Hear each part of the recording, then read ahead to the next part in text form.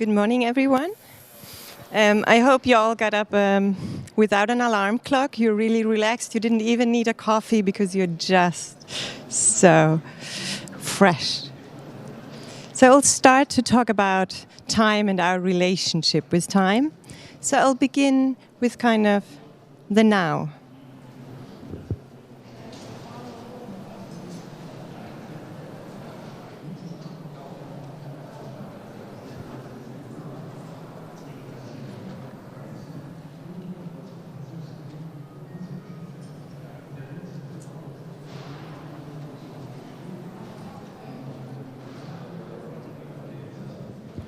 So I just threw a bunch of buzzwords at you that pretty much describe our relationship with time. It's this stress, it's this burnout. Why is there never enough time? And often what we blame for this kind of situation, that we are always rushing and never have time, are acceleration processes.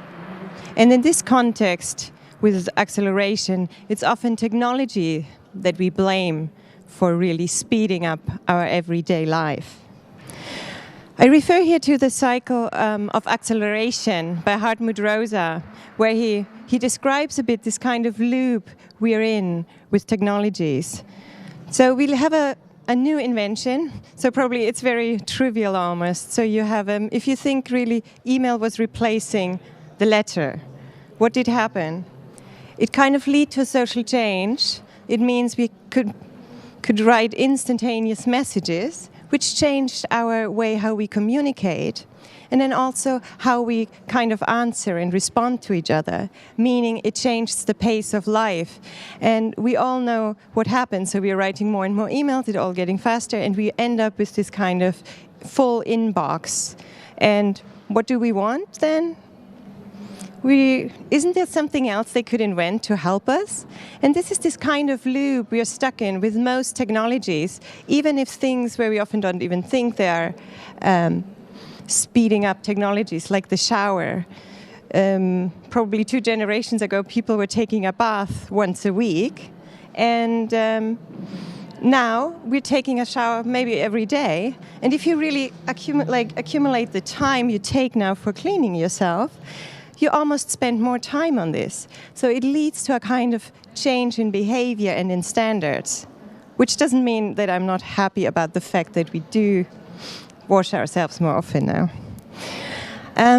But the idea of acceleration is quite interesting because you do still need a direction, you need a goal, what you want to achieve and where you want to go. And there are other theories, so by Hermann Lübe. He talks of the shrinkage of the present, which means that, so I did simplify this here a bit. So if we think of certain kind of periods in life, so let's say the era on the top is our grandparents' generation. They probably were born and died at the same place. They had the same job their whole life and probably the same partner. If we think of our lives in certain positions, like are we living at the same place? Are we having the same partner? Do we define ourselves, what we do, in the same way, or are we changing? So all these parts are getting smaller and smaller, so they're shrinking. And because there's a certain uncertainty about what probably is happening next year, I don't even want to sign a telephone contract that's longer than a year because I'm not sure where I'm going. So these kind of moments where the present becomes now much more important because I can't predict and I don't plan as long. So that means why we have to focus so much on the now. Leading this to the absolute extreme almost, Byung-Chul Han talks about the atomization of time. So it's almost really punctual events. It's not even durations in a certain sense. So you probably go to this talk, afterwards you get to another talk, and then you this and this and this. Maybe something resonates with you, but maybe not. So it's just this one point, and then you go to another conference, and then you just forget. So you run from kind of one option to the next, and it doesn't really have this kind of direction. So he's arguing we are probably already beyond the time of acceleration because we don't have any direction. And Byung-Chul Han describes this kind of time crisis and situation as a Uchronian situation. And this was the starting point really for me in my research. So I did a practice-based PhD at the Royal College of Art. And I was looking into the more positive side of it. So what would Uchronia mean? Not sure if you heard of this term. Most of you are probably familiar with Utopia. Utopos, no place. Uchronia, Uchronos, no time. So they have the same roots. And when you Google it right now, or its origin, it comes from alternative history. And this is the first drawing Charles Renouvier in 1876 made of his idea of what Uchronia means. So I'll explain it to you. So the zero is the point now, and then the lowercase a is the course of history. And then there's the uppercase a, which is like an alternative story. So let's say there is no Brexit. And then you start to spin a story. So you have the no Brexit, but then you add a real fact of current history, but there's still Trump. And then you start to spin that story, always hooking up on real facts to build this kind of believable story. So that was the first Uchronian idea. Uchronia also exists as non-existent time, which means it's most of the time in fairy tales that it might never ever happen. And I was interested in Uchronia as the temporal form of Utopia. And Helga Novotny talked in 1994. She wrote a book and she described 3 ways how we could achieve a Uchronian scenario. The first one is the cocaine full of time, so probably with a more German public. So you're probably all familiar with this kind of idea of the Schlaraffenland. So this kind of thing, you eat your way through a mountain of mashed potatoes, and then you arrive in this one land where you just lie on your back, open your mouth, and the fried chickens fly into your mouth. This kind of ideal you have all the time and all the money in the world. I probably doubt that many of us are on this path, or well, I hope, but I'm not sure. The second one is probably more likely. It's towards temporal flexibilization and self-determination, especially if you work freelance or in the creative industry. If you work rather not in this typical 9-to-5 model, but rather thinking you work towards deadlines. And deadlines are not bound to any time norms. So there can be a huge pressure created within these, which is quite interesting. So you have the freedom to work whenever you want, but maybe you force yourself to longer hours than your boss could ever push you to. So it's kind of interesting of how you deal with it. One extreme project was by Fiete Stolte. He divided his week up into 8 days of 21 hours. And he said he lived by this kind of rhythm for 3 years, because he said it's not really important to synchronize with the place where you actually live. So it's kind of nice to be some part of the week you're really in Berlin, the other parts you synchronize with people in New York, and then with people from Auckland. So probably some of you, if you really have that freedom that you work towards deadlines, you could just do whatever you want with your days. No one tells you. And then there's the third one. It speaks about the vicissitudes of life, and meaning that it's probably rather looking into rhythmic ideas, and that can be natural rhythms, there can be body rhythms, or it can just be I'm having a conversation with someone and I'm not scheduling this. I'm just letting it go, or I do something and I just come into a flow and don't think about it. So just the idea of like, how do we fragment time, and do we really put it into this kind of what we deeply embedded as a child, this like temporal system we live in of hours, minutes and seconds. So based on this idea, I was really looking into, maybe someone's familiar with chronobiology. So they look into bodily rhythms. And that's quite young discipline, started in the 70s, had to do with transatlantic flights, with shift work had started, and space travel. And also military was quite interested, like how can we create a sleepless soldier? How can we manipulate our body clock? And these chronobiologists are really asking, because there's a lot of money from military purpose coming into that field. What do we want? So if we think we just need to sleep for 2 hours a day, is this time hell or is it a time crisis? Or does it just, like as I was mentioning with technology, just change the standards and we have to do the double amount, or where does it lead to? So probably going back to my research and the work I've done. So I really like there's this link between Utopia and Uchronia.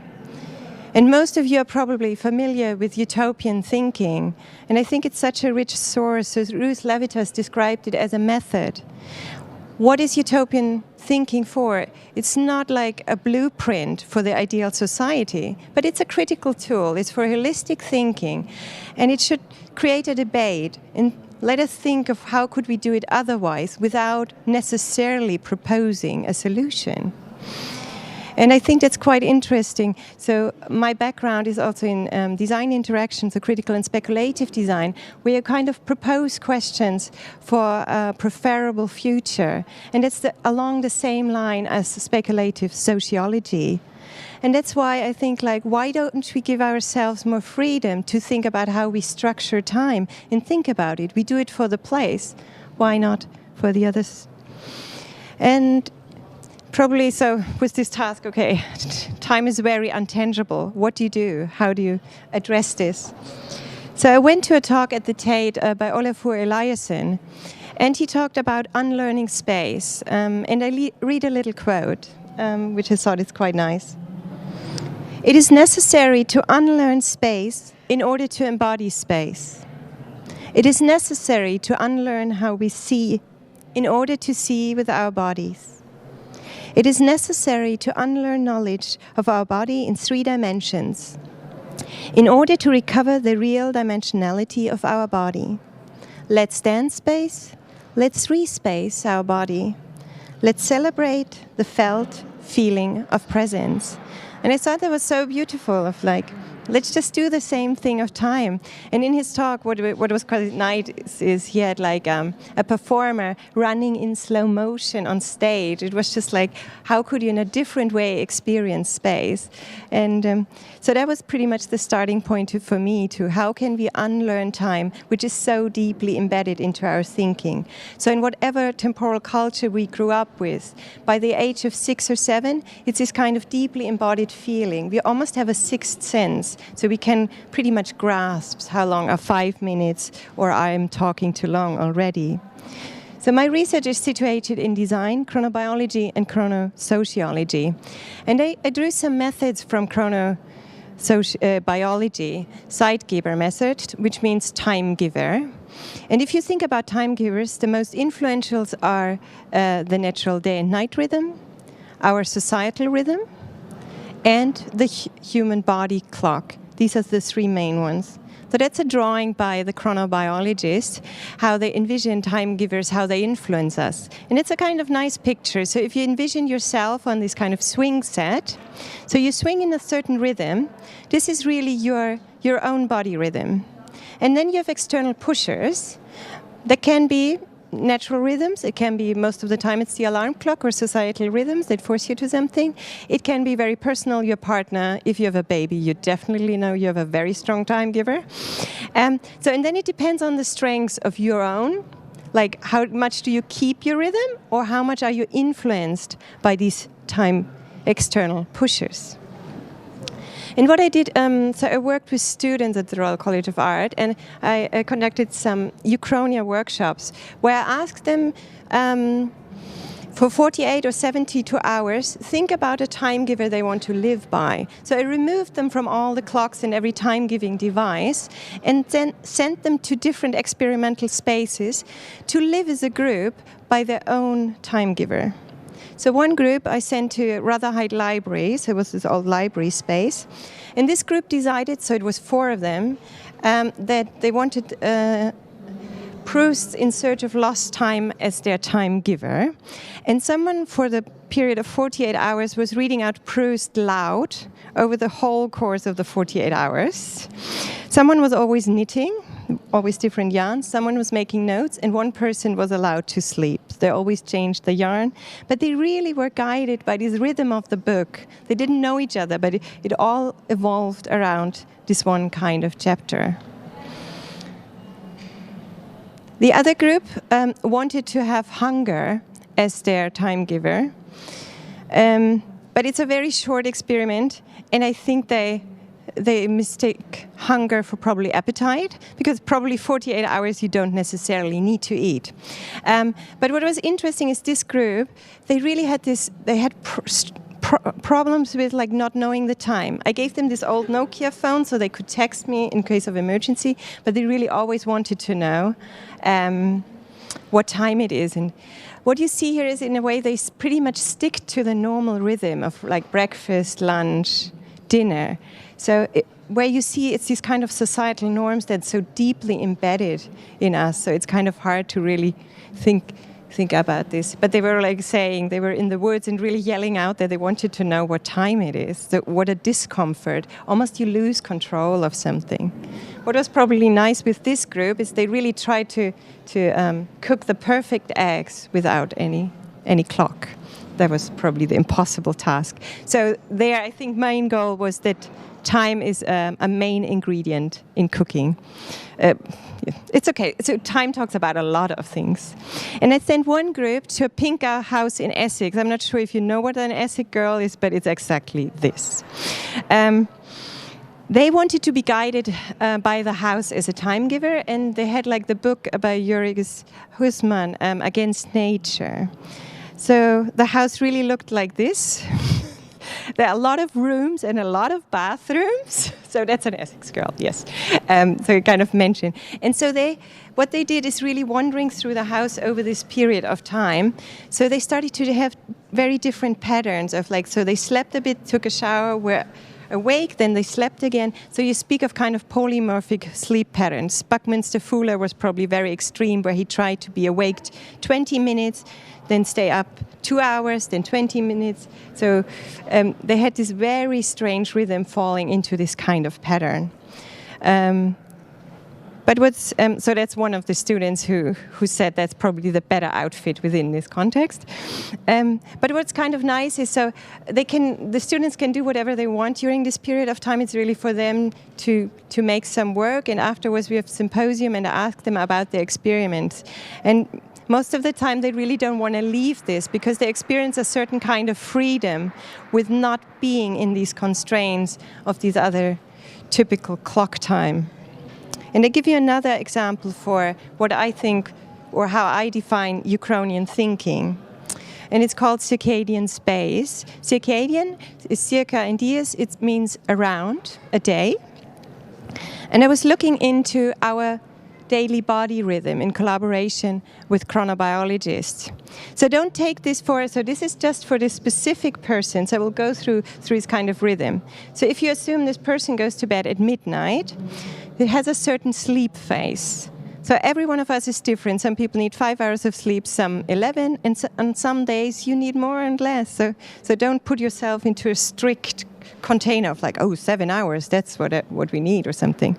So you go through a sleep phase, and then when you naturally wake up, so no alarm clock, then you come into a wake-up phase. That's a very short phase period. After this, you come into a cognitive performance phase where thinking, short-term memory, concentration, all is best. It's like a 4 or 5. So I'm not sure if I have you in the sleep phase, wake up, or, of course, in this one. After this, you have a second sleep phase. So it depends on the different models how we sleep. In our society, we like to squeeze sleep into one single block, which is not natural. It's a very sleep is done, a very efficient way of thinking, but it's rather 2 sleep phases. So really mirroring the deepest point of sleep.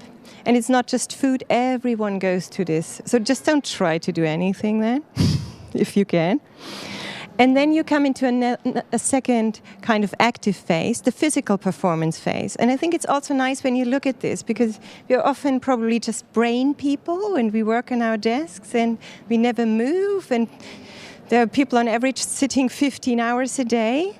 And just think of here's muscle strength, grip strength, all this is best. Of there's more to our body than just the brain.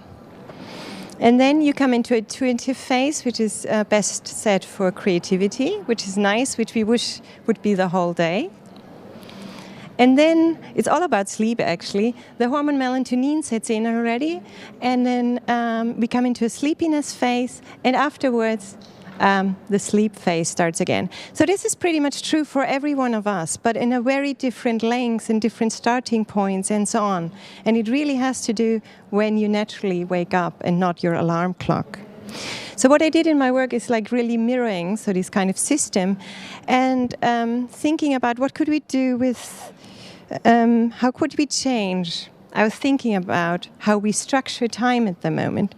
And I thought, how about turning this circadian rhythm into an architectural space like this and set up an experiment? Because if you think about your present day at the moment,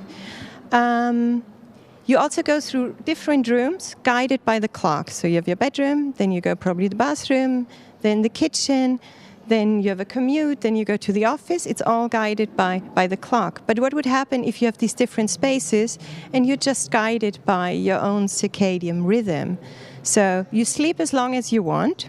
So it's thought as an experiment for, and I'm just working with the Design Museum in London on the realization of this experiment. So 5 people would be in this space. You enter the space when you're really kind of tired, and then you sleep as long as you want, and then you go, so it's clockwise, so that's a big mistake, it should be anti-clockwise, and then you go into the wake-up phase. So you stay there always as long as you want. On the outside, you have like this kind of sushi wheel, so food is always available, because food is food is a social norm. So I don't want this to be like for the participants to meet at one place because it's lunch hour, so that you really decide when you go there. What's interesting is because you use the space, each room just for a specific phase, each room is targeted for that phase, and that also has to do with light. Probably all have heard that blue light influences kind of your, when you see blue light at night, pushes your sleep pattern and things. So it's the thing that blue light activates, red light releases the hormone, so it has to do with the spectrum, and light intensity releases the hormone melatonin. So really the idea is, so you'll be guided by this, and also the furnitures really reflect that kind of way, what's good for concentration, and that it doesn't necessarily mean you just sit at a desk and then you go really through the stages. And your day doesn't necessarily have to be 24 hours long. Sometimes it's just as long as you're back in that room again. And then there's certain timeless areas like in the middle, which is the bathroom facilities, which you can always access. But it's just more this kind of thought, what would happen if the space becomes the clock and we understand more of how our body works. So here's some more images. And yeah, I just wanted to give you these kind of two projects of my personal understanding of Uchronian thinking. But I think there's so much more potential, as we know with utopian thinking, that's so well spread, of also giving ourselves much more freedom in this kind of idea, how we think about time and how we use it. So, thank you very much. We want to.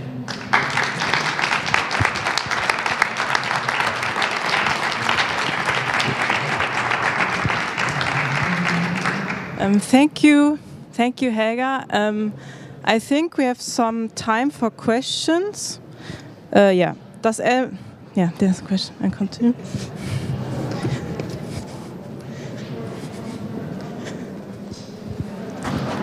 Hi. Hi, thank you so much for your really inspiring talk, and especially, I mean, I came in here in a complete rush, and I'm so stressed all the time. So, thank you so much for kind of giving me or us some theoretical points of how to understand time. I'm wondering about 2 things. First of all, about the project that you're doing, and was it the Tate, the Circadian, the space model? Yes. Are you going to have sunlight in there, or is it going to be artificial light? That's the first question. The second question is, did you write a PhD also? And if so, can I read it? I don't. Yes, so I did write. I did write a PhD. I'm not sure if you really want to read it, but So I finished it last year, so I'm going to publish it with Birkhäuser at the end of the year. So that's, but you can get in touch and I send you something. And the other thing, so the space is kind of, there's no natural daylight in the space because it's a bit mirroring, I'm a big fan of natural daylight, but it's mirroring our current living situation that on average, people in urban environments are outside for 1 hour a day and on the weekend for 3 hours. And we talk about light intensity, and so light is the strongest time giver for our body. So you probably know this if you're outside a lot, like in vacation, you really, within a week camping, you're totally in tune or synchronized with natural rhythms. But because we are inside a lot, and if you think of light intensity, we probably have 80,000 lux outside today. Inside we are 200. If you have a really bright room, you come up to 500 or maybe 600 or something. So the difference is enormous. Even on the grayest day outside, you have 10,000. So just that's the influence. So our body clock is not really influenced by this anymore. And what comes to play is a chronotype. Each of us is a different chronotype. You probably know the words larks and owls, but they're much more differentiated. It's more like body height. We don't say differential, like there are tall people and small people. So no, they're all different kinds of timing types.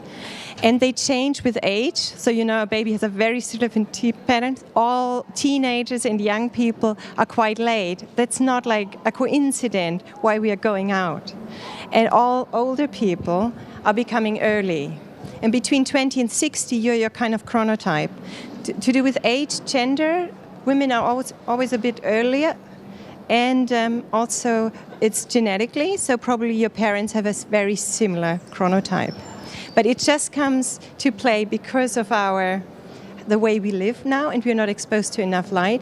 And that's what I wanted to do in this experiment, also have 5 different chronotypes in that space, because you would probably just need 4 beds. Because the patterns are so different. And if you start thinking of our society and the urban environment, what would that actually mean? You probably wouldn't have these rush hours anymore because you just start naturally to, I don't know what's the good word, but you get it. Oh. I think we have time for, I think he was there, for one more question. Hey, hello. It was an amazing talk. Just in case you have very handy your definition of time, because mine was more like about measurement of like 2 things, like an invention from humans. But since you wrote a PG, I was wondering what definition of time, if you have it handy. A definition of time. No, because you're like working more with rhythm. How much time do you have? Yeah, right. And it's more based on rhythm, I think, right? Mm-hmm. This discussion than measurement. Mm-hmm. Oh. Yeah. So what was really important for me was like my project is about time and not the clock. So it's not about this kind of societal. That's why it's a circle, but I avoid these kind of images because I'm really interested in. So that's why it's in the body rhythms. That's where my focus pretty much lies, and that's then rather goes to a rhythmic idea of it. Because my understanding of it is like when we just look at how we live at like this kind of development, moving away from this kind of 9-to-5 model within this very strict societal rhythm. So we probably have much more freedom now in how we structure our own time. And then the question, if not the societal time is the dominating one, what do I actually always have as a time-giving element? And then I think it's the body, and then we come to rhythms, because they're not the same. But I'm not sure if this answers your question.